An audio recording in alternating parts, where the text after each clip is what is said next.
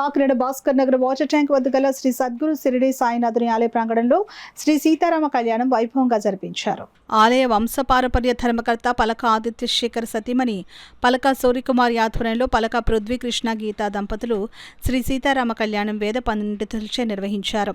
అనంతరం వచ్చిన భక్తులందరికీ తలంబ్రాలు, అక్షింతలు, పానకం, ప్రత్యేక విందు ఏర్పాటు చేయడం జరిగింది. ఈ కార్యక్రమంలో మాజీ కార్పొరేటర్ కంపర బాబీ, ఆలయ సెక్రటరీ మాని వెంకటేష్, సభ్యురాలు సిస్టర్ బ్రహ్మరంభ, సభ్యులు నీలం రాధాకృష్ణ, విశేషంగా భక్తులు, సేవాదళ వారు పాల్గొన్నారు.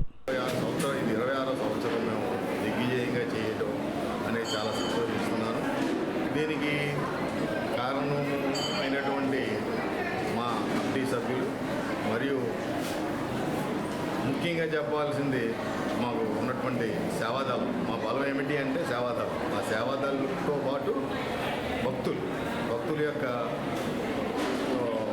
సహకారం మమ్మల్ని చేసి ఇంత చిన్న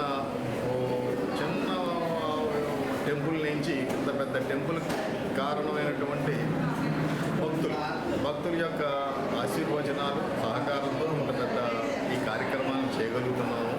కాబట్టి వాళ్ళందరికీ కూడా సీతారామ కళ్యాణ మహోత్సవ శుభాకాంక్షలు తెలియజేస్తూ మా కమిటీ తరపు నుంచి వాళ్ళకి కృతజ్ఞతలు కూడా తెలియపరుస్తున్నాం.